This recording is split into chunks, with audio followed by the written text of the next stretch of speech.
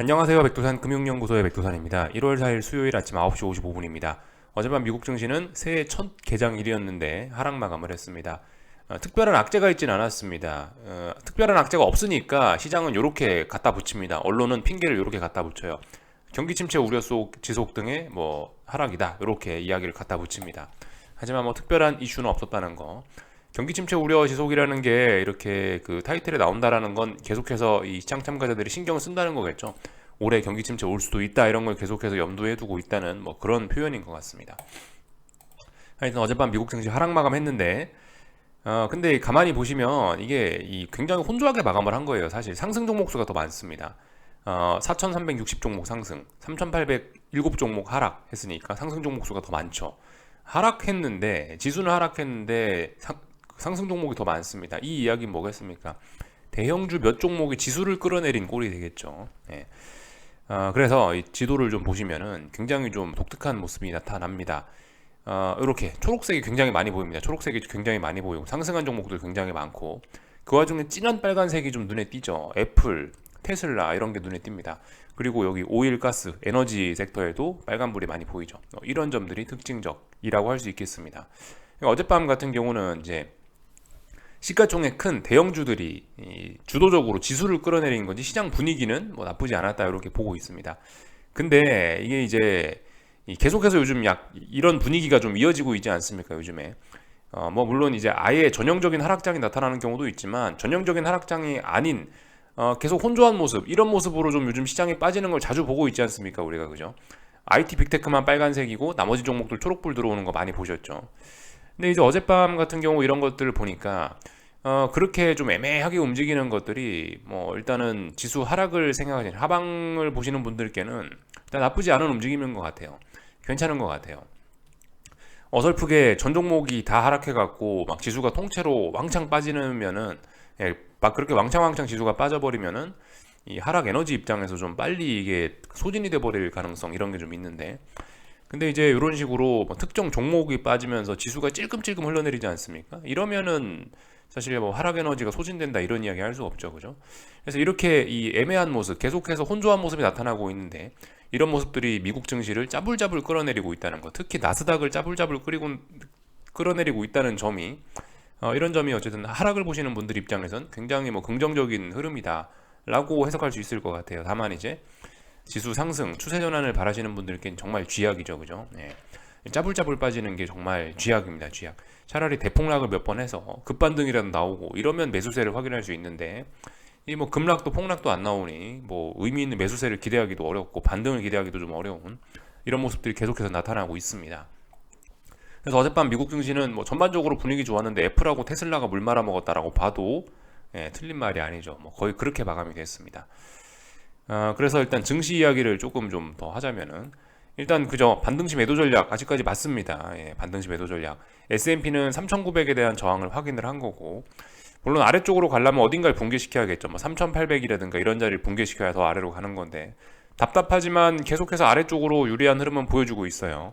위쪽으로 좀 올라갈 수도 있는 그런 타이밍에 계속해서 애플과 테슬라, IT 빅테크들이 그 지수의 상승을 좀 제한하다 보니까 계속 위쪽으로 제한적인 모습들 보이고 있고 3,900이란 저항을 계속해서 확인하고 있지만 3,900이 자꾸자꾸 이 고점들이 낮아지고 있다 이런 모습들을 볼 수가 있겠습니다. 그죠? 여기 12월 22일 날 만들어놨던 고점하고 어제 고점하고 비교해 보세요. 결과적으로 고점이 낮아지고 있죠. 이런 모습들 확인하실 수 있겠다. 고점이 낮아진다는 게 그만큼 힘이 조금씩 빠지고 있다는 걸 의미한다는 거겠죠.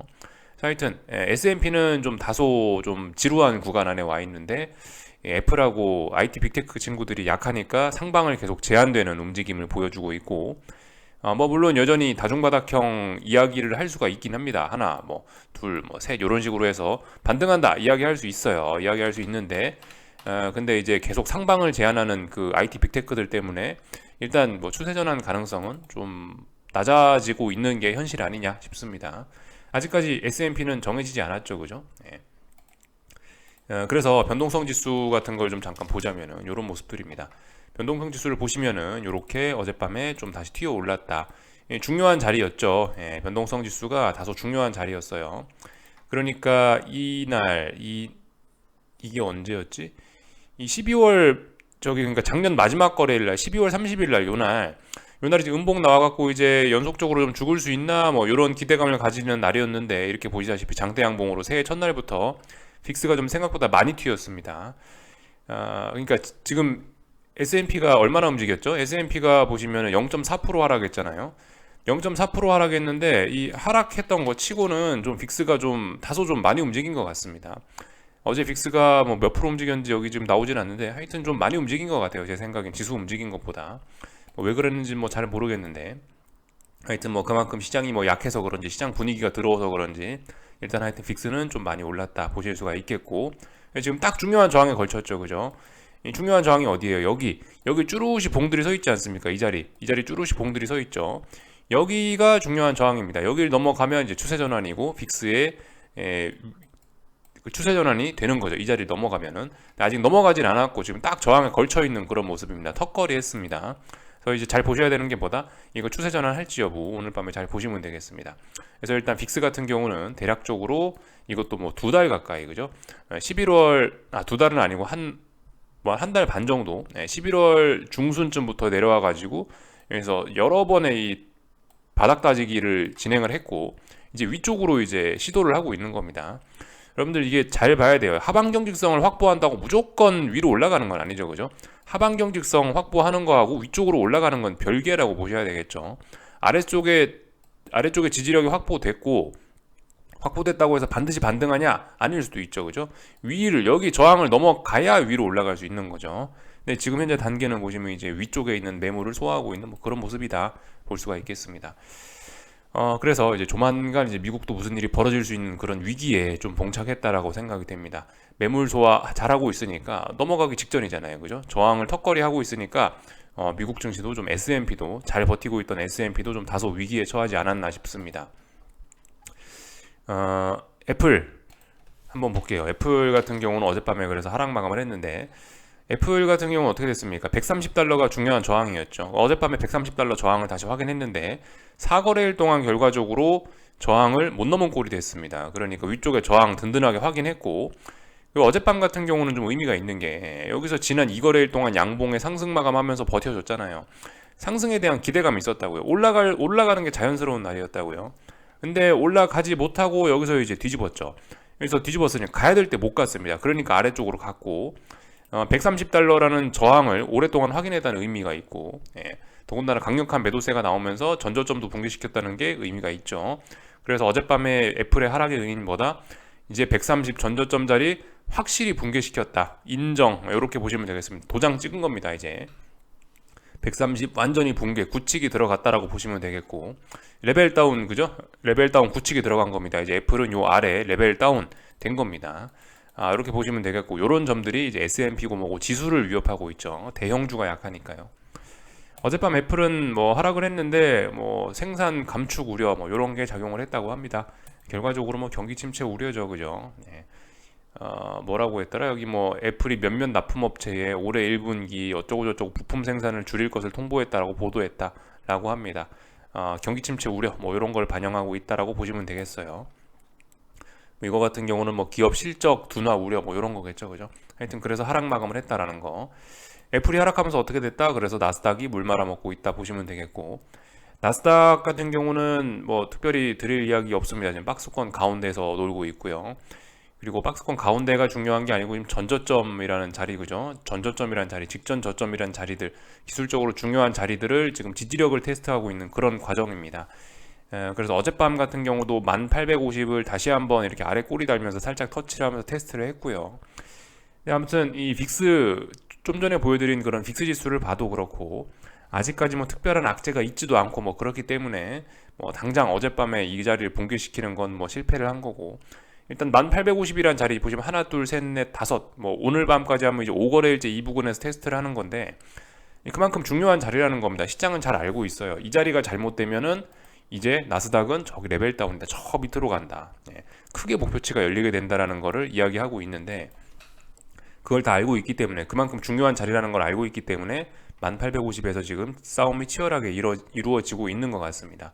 근데 어젯밤 나스닥 같은 경우는 이제 갭상승 출발하면서 이렇게 밀렸으니까 일단 뭐 분위기가 안 좋긴 안 좋죠. 그죠? 위쪽에 저항을 확인한 꼴이 됐고 조금 더 자세히 보자면 뭐 3거래일째 뭐 11,000을 못 넘어갔다 뭐 이렇게 보시면 되겠죠, 그죠? 아래쪽으로 조금 유리한 상황이 됐습니다. 그러나 아래쪽에 중요한 지지선 1850 전저점 자리도 있기 때문에 아직까지는 좀 답답한 구간 안에서 놀고 있다. 그래서 오늘 밤에 잘 봐야 된다 이겁니다.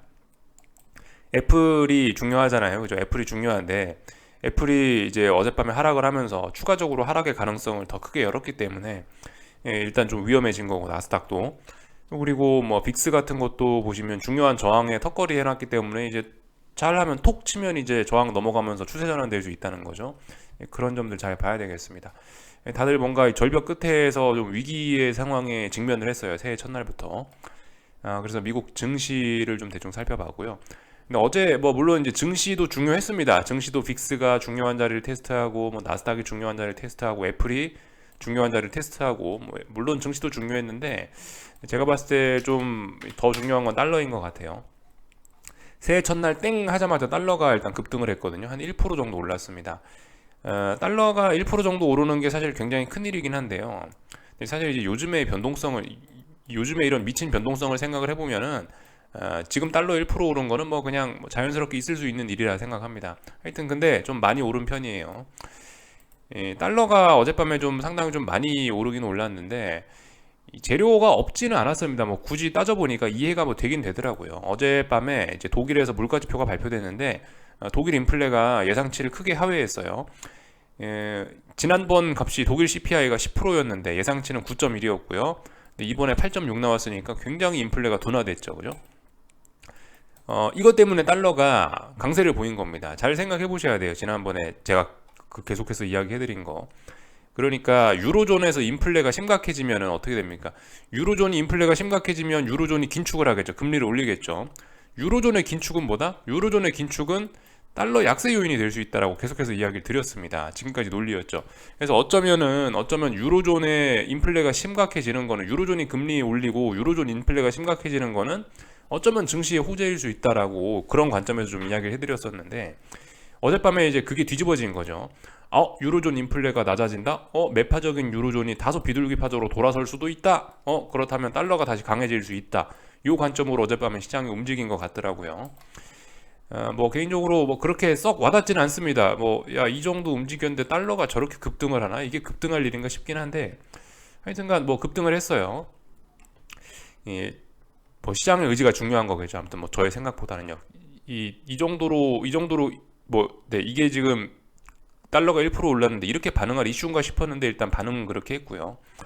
근데 이제 어젯밤에 1% 오르고 좀 달러가 많이 올랐던 거는 제 생각엔 오랫동안 눌려서 그렇다라고 생각을 합니다. 기술적으로 좀 아래쪽으로 좀 지나치게 좀 많이 좀 진행이 됐었기 때문에 눌리면 어떻게 돼요? 스프링을 꾹꾹꾹꾹꾹 누르면 누를수록 다음번에 강하게 튀어오르잖아요. 약간 그런 측면에서 보는 게 맞을 것 같긴 합니다. 그래서 하여튼 달러가 튀어오르면서 뭐다? 위기를 극복하고 있다, 이렇게 보시면 되겠습니다.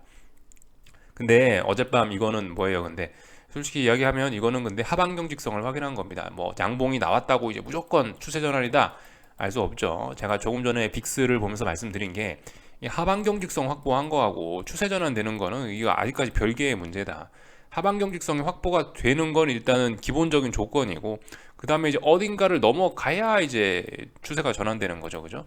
그렇게 말씀을 드렸는데 일단 하방경직성 정도는 확인했다. 근데 이것도 뭐 굳이 좀 의미를 좀 더 부여하자면은 지금 이 보시면 2거래일 연속으로 하락을 맞으면서 여기 직전 저점 자리, 전저점 자리 여기가 붕괴를 사실상 됐잖아요. 사실상 붕괴됐는데 아래쪽으로 가는 게 자연스러운 날인데 올랐다라는 거 일단 굉장히 좀 의미가 있을 것 같고요.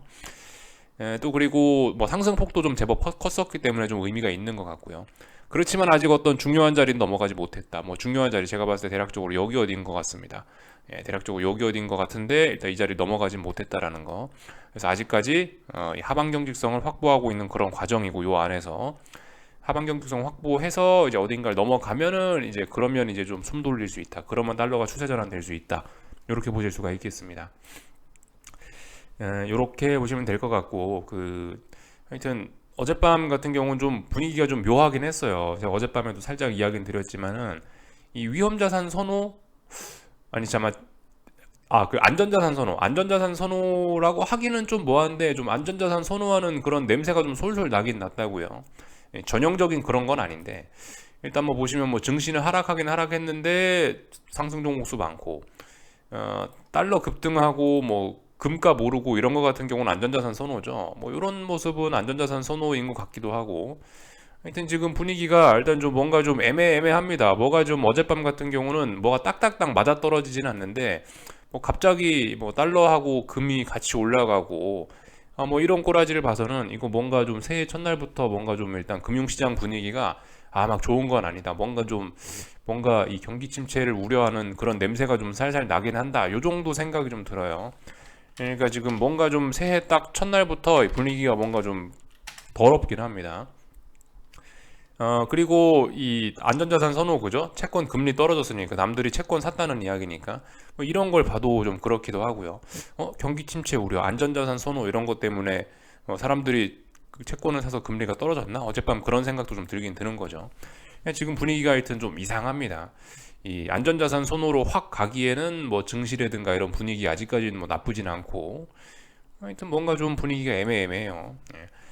그런 와중에 하여튼 우리가 잘 봐야 되는 건 뭐다, 애플하고 나스닥의 뭐 전저점 테스트 이런 것도 잘 봐야 되고, 빅스가 뭐 살아날지 안 살아날지 이런 거 잘 봐야 된다라 말씀드리고 있죠. 하여튼 뭔가 분위기가 뭐 썩 그렇게 좋지는 않고 뭔가 좀 애매합니다.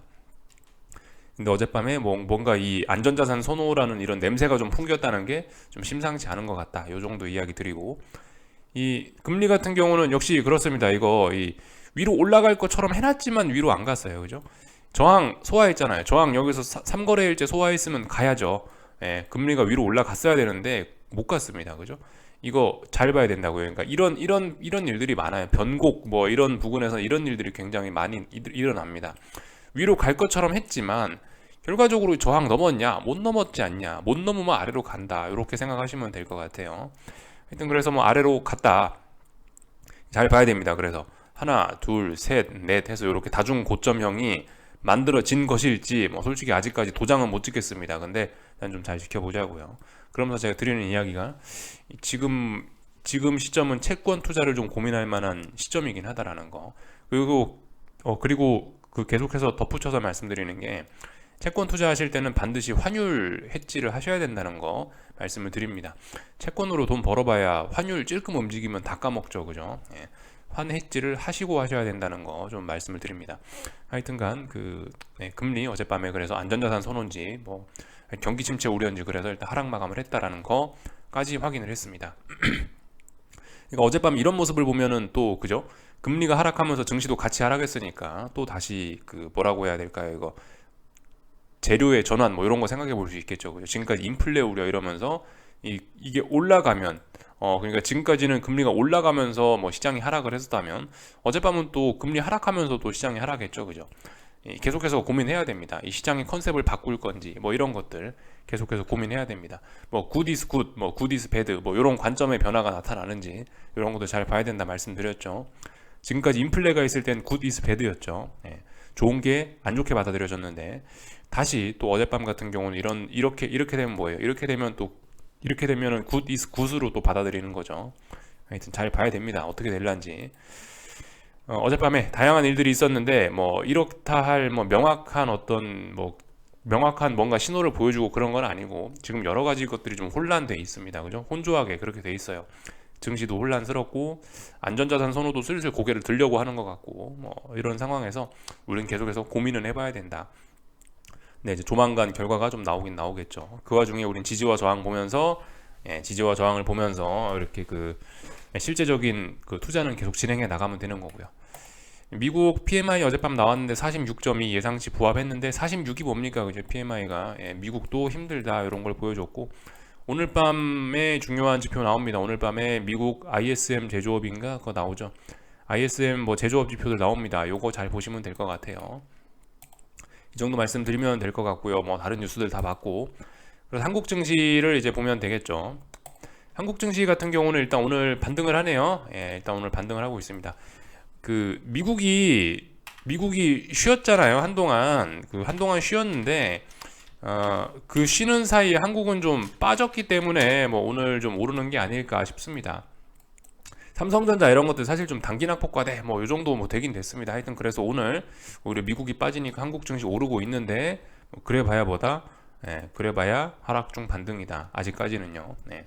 아직까지는 하락 중 반등이고 그리고 뭐 5일선 뭐 이런 것들 그냥 뭐 잘 보시면 되겠죠. 5일선과의 이격 이런 것들 생각해 보시면서 사실 그 지난 뭐 1월 첫날 같은 경우도 그렇고 이게 이격도가 좀 많이 벌어지긴 했었어요. 그래서 오늘은 제 생각엔 좀 단기 낙폭 과대에 따른 이격도 회복 정도 뭐 그런 자연 반등 정도를 일단 보고 있습니다. 참 재밌습니다. 오늘 같은 날이 사실 아래쪽으로 개인들이 쏠리기 딱 좋은 날이긴 했는데 저도 개인적으로 오늘 좀 큰일 나는 거 아니야 싶긴 했는데 또 하여튼 반등을 하고 있네요. 이렇게 마감할지 잘 보시고 양봉이 나오면 이제 여기서 이 양봉이 나왔던 어떤 자리를 기준으로 해서 이제 그제서야 이제 반등 나오나 이런 생각을 하면 된다고요.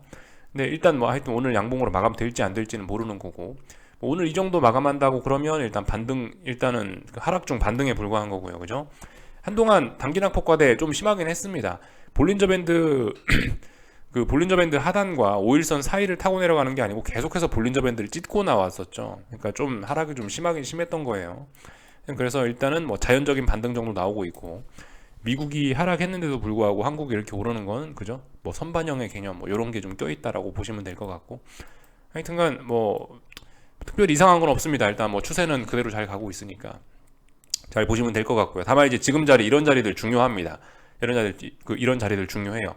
말씀드렸다시피 다중바닥형 가능성이 충분히 있는 자리이기 때문에 이런 자리들에서 나오는 이런 양봉이나 이런 것들은 내가 주식을 사고 싶다 혹은 뭐 나는 뭐 상방으로 베팅하고 싶다 하시는 분들은 이제 만약에 오늘 저렇게 양봉으로 마감이 되면 저 양봉을 상당히 소중하게 여기고 잘 봐야 된다라는 거죠. 제가 지난번에 아마 이런 자리에서도 아마 말씀드렸던 것 같아요. 이 양봉이 훼손되면 안 된다. 이 양봉이 훼손되기 전까지는 그래도 위쪽으로 보일 수 있다. 뭐 그런 이야기를 했었던 것 같은데 그 양봉이 훼손되니까 레벨이 후각 다운됐죠. 이번에도 같은 겁니다. 지금 이제 만약 오늘 양봉이 완성이 된다면 그렇다면 이 양봉을 소중히 여기시고 이 양봉을 기준으로 해서 뭔가를 할 수 있는 뭐 그런 또 그리고 아래쪽을 보시는 분들도 좀 조심을 해야 되겠죠. 그죠? 아래쪽 보시는 분들도 말씀드렸다시피 지금 다중 바닥형의 가능성이 있기 때문에 잘 보긴 해야 된다라는 거 이렇게 뭐 이야기를 드리면 될 것 같습니다. 하여튼 그 어제 뭐 자그마한 규모의 투매가 뭐 살짝 나오고 나서 일단 뭐 반등 정도를 하고 있는데 일단 뭐 추세에 큰 영향은 없어 보인다. 이 정도 말씀드릴 수 있을 것 같고 그 코스닥 같은 경우는 이제 전저점 자리 940이 중요한 자리니까 이렇게 일단 버티고 있고요. 그래서 특별히 이상한 거 없는 것 같고요. 다들 지금 버텨야 되는 자리에서 버티고 있습니다. 그죠? 이거 잘 생각해 봐야 돼요. 근데 그 반등 나와야 될 자리에서 적당히 반등 나오고 그러는 거는 그냥 추세대로 계속 가겠다라는 의미일 수 있어요. 그죠? 자, 예를 들어 하락을 계속 하고 있다. 반등이 나와야 될 자리에서 계속 반등이 나오면 계속 빠지는 거예요. 이렇게 그죠? 근데 예를 들어 반등이 나와야 될 자리에서 반등이 안 나왔다. 그럼 하락이 강화되죠. 그럼 이렇게 막 대폭락이 나오고 만약에 이렇게 차라리 대폭락이 나오면 어떻게 돼요? 이렇게 되면 오히려 시장에 반등할 수 있는 계기를 마련할 수도 있다는 거. 반등 나와야 될 자리에서 반등이 나오면은 계속 추세대로 가겠다라는 그런 의미겠죠. 그죠?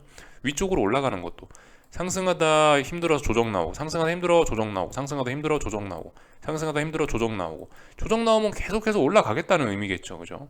근데 올라가다 피곤해서 쉬어야 되는데 안 쉬었다. 그럼 급등 나오는데 급등 나오면 어떻게 된다?